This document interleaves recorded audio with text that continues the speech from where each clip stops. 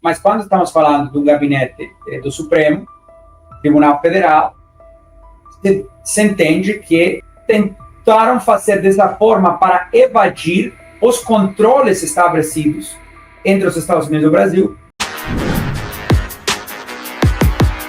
Olavo é do Carvalho, melhor canal de corte do YouTube. Opa, eu sei que você não aguenta mais ouvir, eu pedi para você fazer o triplo C, curtir, comentar e compartilhar, mas eu peço porque 4 entre cada 10 pessoas sequer estão inscritas no canal e a maioria não ativa as notificações e nem curte o vídeo e isso prejudica o nosso algoritmo. Então ajuda a gente aí, brigadão. Eu vou receber o Dr. Martin de Luca. Eu realmente fico muito lisonjeado por ele ter aceitado o convite para participar aqui do Paulo Figueiredo Show. Acho que ele ficou impressionado com o fato de que ontem ele também deu uma entrevista na CNN Brasil, mas o Paulo Figueiredo Show estava com 5 vezes a audiência do CNN Brasil. Então, se você não conhece, o Dr. Martin de Luca, ele basicamente é um dos medalhões do direito americano. A gente tem sorte dele falar português. Ele também fala russo e fala vários outros idiomas, é uma figura bastante fascinante e inteligente. Ele construiu uma reputação muito grande, justamente como promotor especial no Distrito Sul de Nova York, o Southern District de Nova York. Eu sempre gosto, né, se você assistir aquela série Billions, ele era o que o Paul Giamatti, né, foi perseguindo lá o Axelrod, né, o Southern District de Nova York é quem julga todos os casos de Wall Street, e o Martin ganhou destaque internacional em vários casos, mas especialmente na última semana, liderando com sucesso as negociações para a libertação do Mark Fogel, o professor americano que estava preso há mais de 2 anos em uma colônia penal russa por porte de uma substância de uso medicinal que eu não quero listar agora.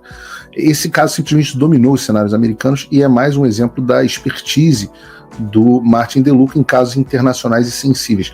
Ele foi elogiado pela Chambers and Partners como um advogado de excelência e sofisticado, várias investigações de corrupção pública, fraudes complexas, até terrorismo, trabalhou em estreita colaboração com o FBI e com agências de inteligência americana. Hoje ele é um dos advogados sênior do Boyce & Schiller, que é um dos grandes escritórios de advocacia aqui. Aí eu vou trocar de série, vou trocar de Billions para Suits, né? Então, sem mais delongas, eu quero dar as boas-vindas ao Dr. Martin de Luca. Acompanhe agora a entrevista. Dr. Martin de Luca, muito obrigado por aceitar participar do Paulo Figueiredo Show. Seja muito bem-vindo. Obrigado por me receber. Dr. Martin, eu queria que o senhor explicasse, por favor, em linhas gerais, do que se trata essa ação. Eu tenho certeza que tem muita gente na audiência que ainda não teve tempo suficiente para ler toda a peça processual de vocês. Eu queria perguntar de maneira objetiva, quais são as leis e os tratados internacionais que o Alexandre de Moraes teria infringido? Bom, até onde a gente entende, o que aconteceu com essas ordens é sem precedentes. Não achamos outro caso onde uma situação dessas se desenvolveu, a qual um juiz no exterior, fora dos Estados Unidos, sem consentimento do governo dos Estados Unidos, encaminha mandados, ordens, intimações pelo e-mail ou através de pegar a representantes, advogados, né, ex-advogados, na verdade, de uma empresa americana num outro país onde essa empresa não tem operações, não tem funcionários, não tem contas bancárias, não tem um business, não tem nada, e ordenar a essa empresa que opera em território americano a fazer certas coisas ou deixar de fazer certas coisas. A gente está falando bem amplo, né? Nem vamos falar de censura, porque, obviamente, com censura também não temos achado precedentes. Então, nesse contexto, que chamaremos nos Estados Unidos, às vezes, em vários aspectos, um caso de first impression, que é a primeira vez que uma situação dessa se desenvolve frente a um fórum federal nos Estados Unidos. Incrível. E objetivamente, então, ele violou, pelo que eu entendi, a questão da censura, mas também a forma como ele notifica a empresa americana que deveria acontecer por determinados caminhos, como o acordo MLAT, de cooperação internacional, e cartas jogatórias, e ele simplesmente tem mandado e-mails para as pessoas, é isso? Tentou com advogados brasileiros forçar eles a aceitar os mandados. Os advogados brasileiros se recusaram. Então, o gabinete do ministro simplesmente começou a caminhar e-mails na Flórida e ameaçando com certas consequências se os mandados recebidos pelo e-mail não fossem acatados, né? Então, vamos imaginar um cenário paralelo para ilustrar. Vamos imaginar que um juiz na Coreia do Norte começa a encaminhar por e-mail a diversas empresas nos Estados Unidos, a CNN, a MSNBC, a Fox News, ordens judiciais sobre pena de sigilo, né, sobre sigilo, nas quais ele ordena que toda crítica sobre Kim Jong-un seja removida do ar. Caso a empresa americana não cumprir, estará sujeita a uma pena de X quantidade de dinheiro em Coreia do Norte e a suspensão de todas as atividades em Coreia do Norte. E também demanda um mandado que certas transações financeiras que acontecem dentro dos Estados Unidos sejam suspensas de forma imediata ou sofrerá certas penas.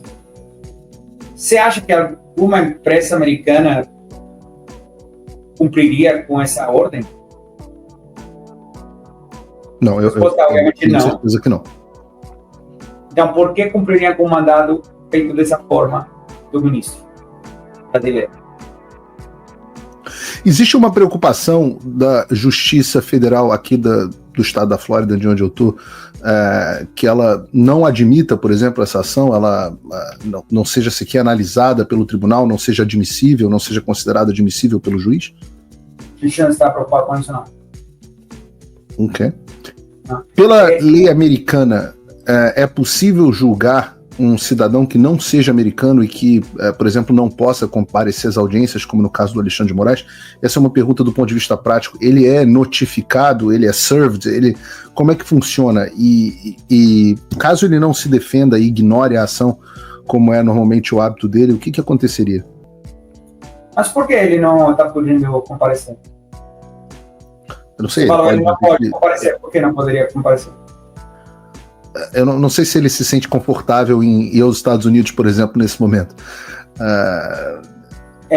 A gente foi fazer uma brincadeira e encaminhar a ação para ele por e-mail, né? E pedir para ele se apresentar na Flórida. Se é válido para um, é válido para o outro, não é? Jogamos todos os canais oficiais fora, ignoramos todos os tratados bilaterais entre os países e bora. Vai e-mail, volta e-mail. Então ele nesse... Estados Unidos, obviamente, respeita o governo brasileiro, os juízes brasileiros e os foros brasileiros. Isso não é o que está em questão aqui. Não é o que está sendo discutido.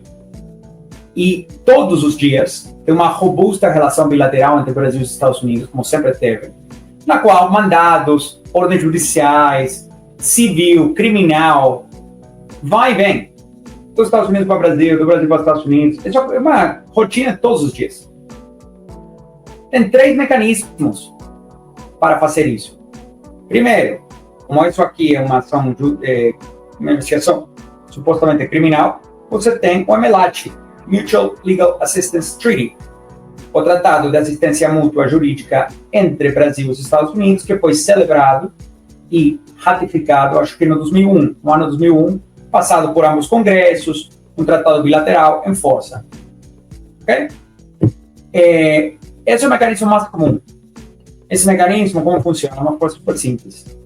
O ministro faria o mandato dele, entrega para o Ministério da Justiça em Brasília, que é a autoridade central no Brasil, o Ministério da Justiça encaminha isso para Washington, para a autoridade central que estão designadas no tratado, baixo o MLAT dos Estados Unidos, que é o Departamento de Justiça em Washington. Quando chega lá, o mandado do ministro seria avaliado pelo Departamento de Justiça para determinar se é válido, se respeita as leis dos Estados Unidos, Constituição, etc. E caso esteja tudo ok, passa de Washington para o distrito relevante, nesse caso seria Tampa, né, que é o Distrito Federal, Tampa, Flórida, onde está a Truth Social e a Rumble. E a promotoria em Tampa, promotoria federal, procuradoria federal, entregaria o mandado para a Rumble. That's simple. E isso é totalmente válido. Ok? Segundo, cartas rogatórias. Você pode escrever para uma corte nos Estados Unidos, então o ministro poderia escrever para a Corte Federal em Tampa e pedir assistência judicial de um juiz, relatando todos os fatos, etc., para que o Fórum Federal em Tampa autorize, né, um service. Apresentar, não sei a palavra em português, quando falamos de service, intimação. Para intimar a Rumble na Flórida. E o terceiro é a Convenção da Haia, que é mais um sistema. Então, a verdade, Estados Unidos e Brasil têm uma relação bilateral tão boa e tão robusta, historicamente, que tem amplos mecanismos válidos. Por que ela não utilizou os mecanismos válidos? Essa é uma questão de especulação. Mas como está detalhado em nossa denúncia, nossa ação no Fórum Federal, é uma conclusão razoável, não estou falando, eu não posso falar pelo ministro, que está na cabeça do ministro. O gabinete dele, ou ele deveria expressar isso. Mas uma conclusão razoável poderia ser porque não achavam que ou a autoridade central em Washington, o Departamento de Justiça, ou um juiz federal nos Estados Unidos ia fazer cumprir esse mandado. E por que achamos isso? Ou que pode ser uma conclusão razoável. Não estou falando que é a verdade. Eu não sei qual é a verdade, mas é uma conclusão razoável. Pela seguinte razão. Como o alvo desse mandato é uma pessoa que já foi investigada, já foi denunciada e já foi solicitada a extradição dessa pessoa dos Estados Unidos, e o governo americano recusou a extradição justamente porque a denúncia brasileira não encaixa e não cabe como crime nos Estados Unidos. Abaixo do tratado de extradição, você só pode extraditar por crimes que são crimes nas duas nações. Se é crime em uma nação e não é crime na outra, o governo pode recusar a extradição. Que foi o que aconteceu aqui. Você já tem uma dica que provavelmente não vai ser bem recebido o seu mandato.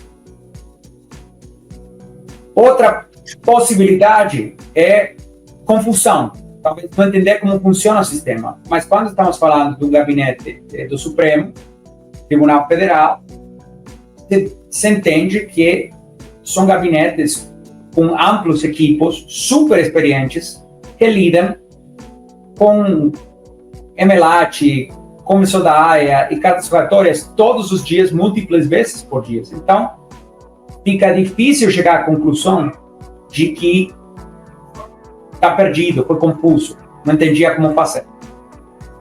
Né?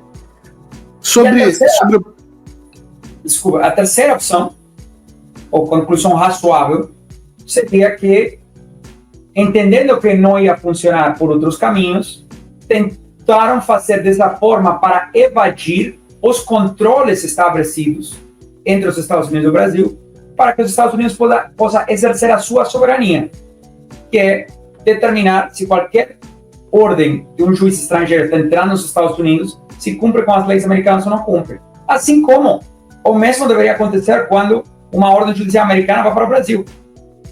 Né? Então, essas são as três hipóteses.